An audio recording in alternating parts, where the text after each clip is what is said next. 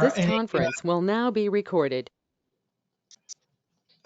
so again, just to make it sure this is on the record, to ask everybody to be attentive to their own emergency exits. Any conflicts of pecuniary interest may be declared now or later, anytime during the meeting, and must be declared if there are any. Could I have a motion to approve the agenda? Or any I'll move that. Moved by Bob. I'll second it. Thank you, Brenda. Have you got a pen in hand, Susan? You're doing your deeds. Thank you very much. Appreciate it. All in favor?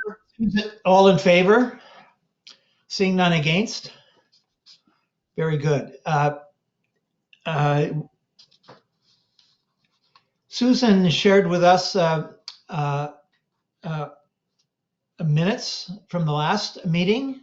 I read them over carefully, had no problem. Does anyone have any corrections, additions, amendments to those minutes? No. Seeing none, I would ask for a motion to approve the minutes of the last meeting. Thank you, Corinne.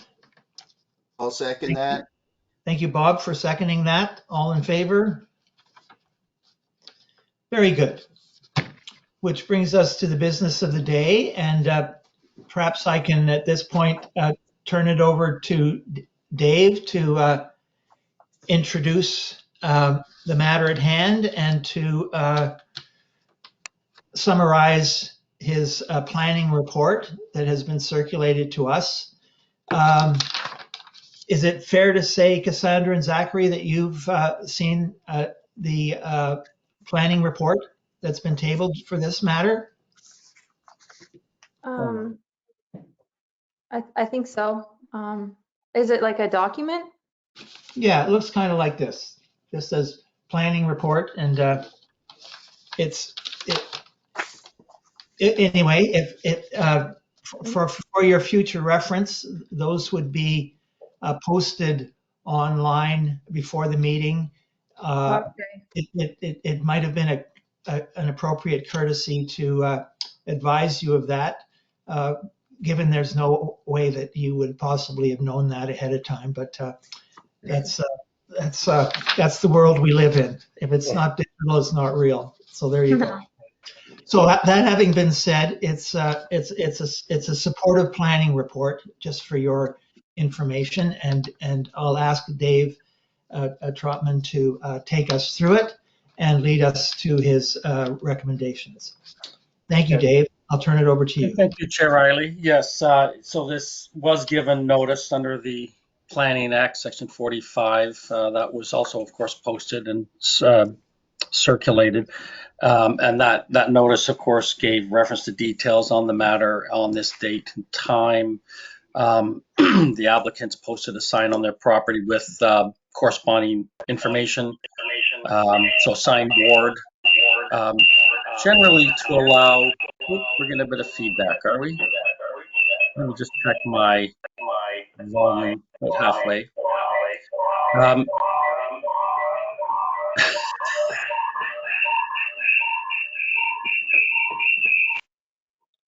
Oh, there we go. Andrew sorted it out, I think, Andrew? Yes, I did. Your mic, John. Yeah. Were you being taken over by aliens from outer space there, Dave?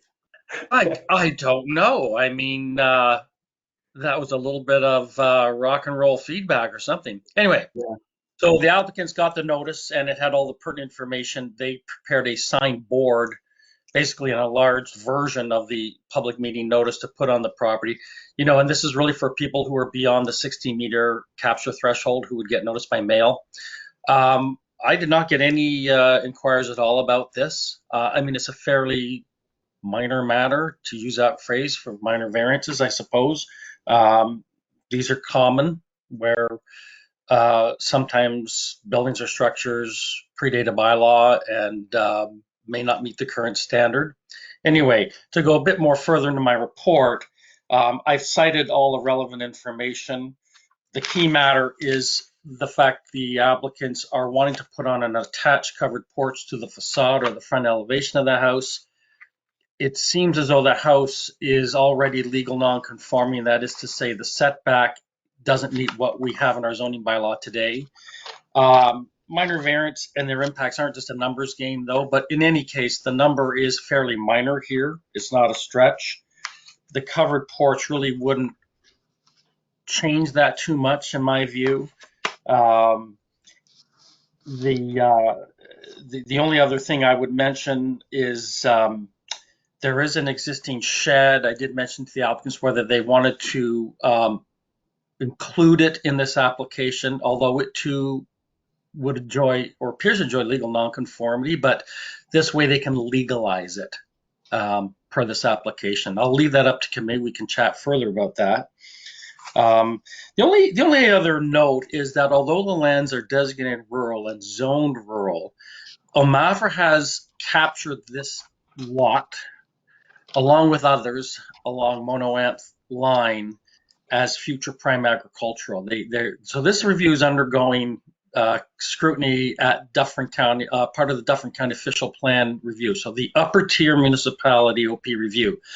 I've cited in my report, though, I've given a bit of background information that really it doesn't affect the ongoing use of the property as a rural residence. It's more of an FYI at this point in time. Over the long term, though, I guess what OMAFR is saying is that they would like this lot and the other abutting lots around it to become agricultural. That could be many decades away, to say the least. So I don't want the applicants to fuss about that, but it is factual information. I've included it. So we've noted in the report what the existing setbacks are for the house, what would happen with the porch, again, mentioning the shed in the rear yard. There's some other works that they also want to do in addition with a garage and remove and replace the septic system. And my analysis, I think, is fairly straightforward. Now, having said that, the design was captured on a Ministry of Natural Resources site plan. And these things sometimes can be dated and not accurate. So I've included in my condition that they prepare a survey. And I know that Cassandra mentioned that there wasn't enough time leading up to this date to have one prepared by an OLS, Ontario Land Surveyor. But they have a year to do so with this variant, so they can certainly do so after the fact should a committee decide to grant this variance. And I don't think that's onerous. The other ones are standard conditions, really. The only one I didn't include, and I wasn't sure it would be necessary because it's minor, is whether you'd need a conditional permit from the Conservation Authority, because I believe these lands are in the regulated area. And I'm just going to confirm that for committee. So, but my understanding is that whereas the property may be within that area, neither the home of the house or the addition or the existing shed are in that area. I'm not sure. Where are you citing that information, Chair Riley? I think it is. I think the lot is, but it's fairly minor. They may like to get a clearance letter, but that should probably be added as a condition. And that is not in your list of conditions at the present time? I'm not sure I included that. No. Only because I felt at the time that maybe they're going to have a survey done anyway. They could have it captured at that point in time. But it's up to committee if you want to include it as a separate condition now.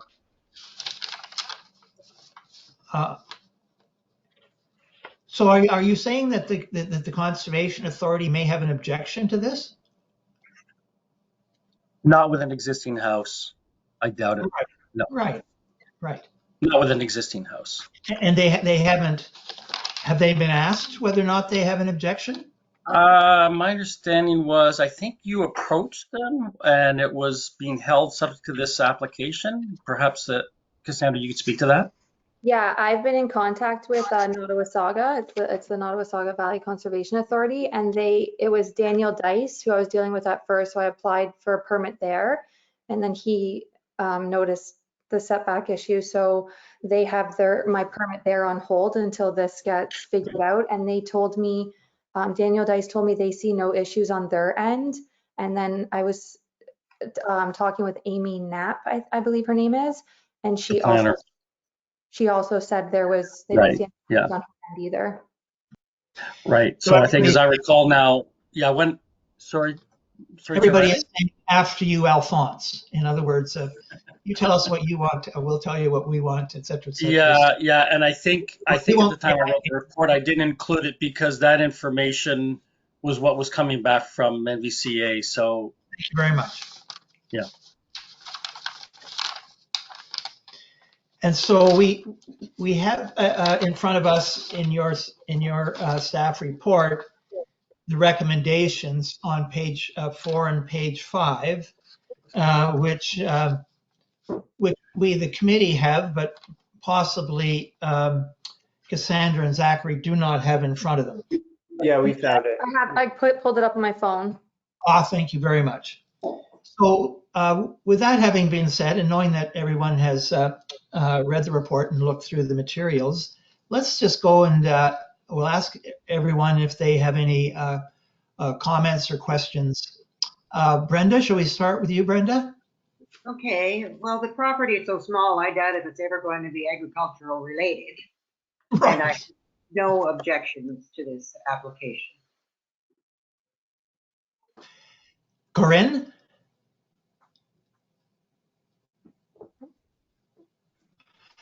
Hearing nothing from you, but seeing your lips move, I understood you to say that you didn't have any further comments at this time. Very good. We're all making up for the inadequacy of our primitive software these days. Jerry, did you wish to comment or ask questions about this? If so, you'll need, you're on. Very good. Can you hear us, Jerry? We can't hear you. Yeah, are you there? Yes, we're now here, Jerry. Okay. Yeah, no, I don't have any comment on it. It's pretty straightforward. Bob? Yeah, no, I have no problems with this. Just a curiosity. The size is you're basically 150 feet by about 300 deep. How big is that in acreage? Just a curiosity. Acre. It's one. It's like One acre.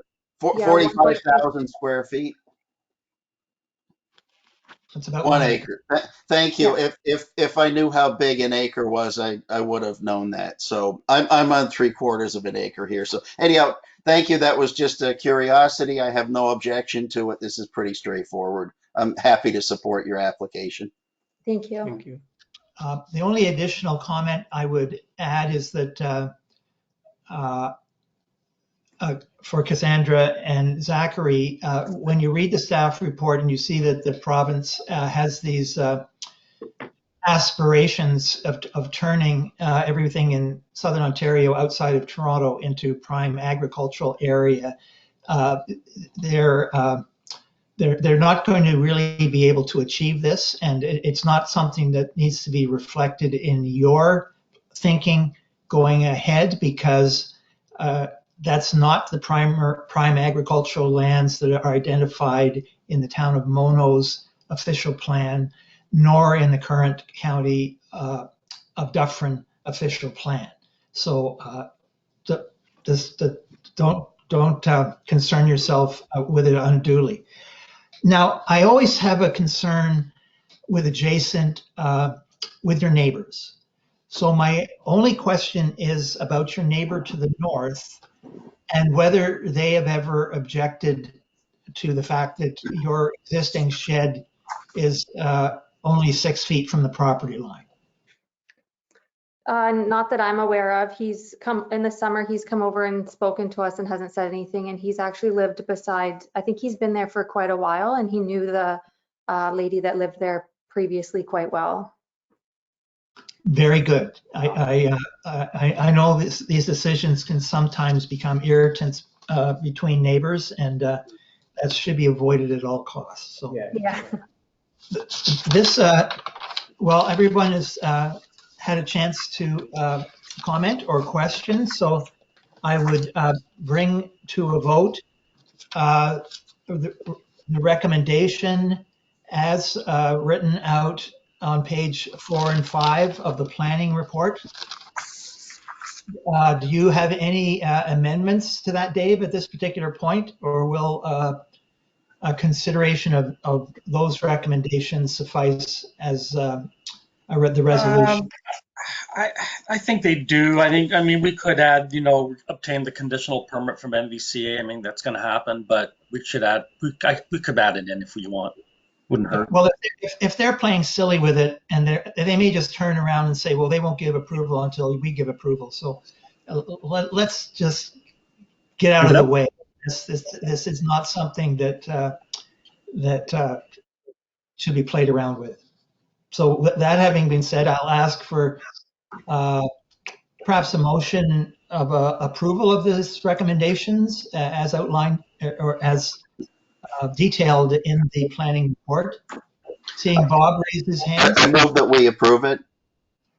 I'll second it. And Jerry Reed seconding it. All those in favor? Say aye. Say aye. Thank you very much. So that being said, let's consider this matter approved. And thank you very much, Dave, for your staff report, and Susan for your future minutes, and the Cousineaus for their attendance today.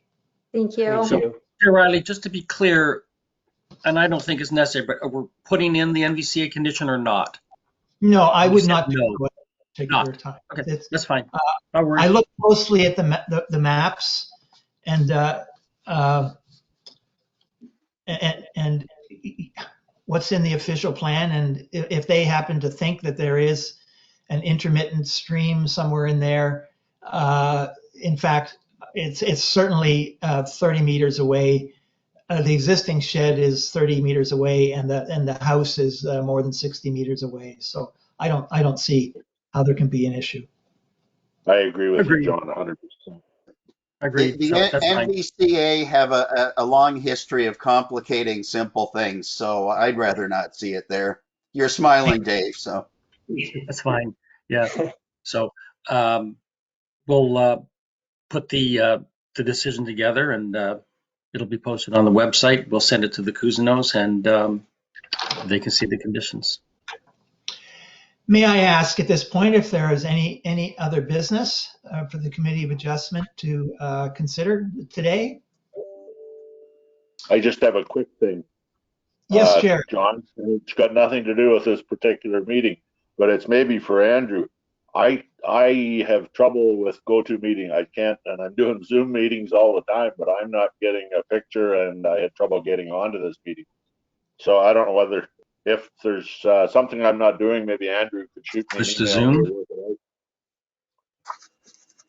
Well, Jerry, I can tell you that a number of us, I think perhaps all the chairs of all the committees have expressed a concern about the primitive technology that's the choice of the town of Mono for their video conference calls. And but the town of Mono struggles on, and so be it. I think it is something that you'd think in the second year of a lockdown there might be a review of some of these things, and perhaps David, you can reflect. I'll have a chat with Andrew, see if we can arrange for something different. If it's doable, we can make it happen. What's the preference? Zoom? Is that the preference, Jerry? Zoom? Well, I don't know. Zoom works for me, and I'm on 4 other committees and boards of directors, Okay. and I don't have problems with that. But I had trouble getting one today, and I could see you at the start, but then I couldn't whenever I finally got on that I could talk. So I'm not just sure what's going on. Maybe I'm willing to give it a try. If it makes for a better enhanced meeting, why not? So I'll talk to Andrew and see what the protocol and policy is. I mean, I don't see why that can't happen, frankly, but I'll confer with Andrew, and I Well, like I shall be said, enlightened accordingly. Dave, I'm going to put my 2 cents worth in here. I would cast my vote for Zoom as well. Okay. I'm using Zoom with other meetings and that, and it seems easier. And frankly, I've talked with other friends of mine, and this is true, what I'm going to say. When I told them that Mono is using GoToMeeting, they all just started to laugh. And they said, "Are you kidding me?" So I think it is not the preferred technology, and I'm not trying to be unkind to the GoToMeeting people or why Mono chose GoToMeeting, but I've been on too many of these GoToMeeting meetings where we had trouble, and with Zoom meetings, I've never had any trouble. So I want to add my opinion to that. Well, Thank you. I'll draw that discussion to a conclusion now and just tell everybody, don't get your hopes up. People get tracked into their little pet software and never get extricated. So, however, we live in hope. So I wish everybody, shall we have a motion of adjournment? Yes. I will so move. Moved by Corinne, seconded by Jerry. Thank you very much. We've wound up. No other business, Chair Riley? That's it? Yes, I asked about that already, and Jerry had some, and we dealt with it. So we're adjourning the meeting at 1:22. Thank you very much. Thank you. Thank you. Have a good day. A great Bye, day. everybody. Bye. Appreciate it. Bye-bye.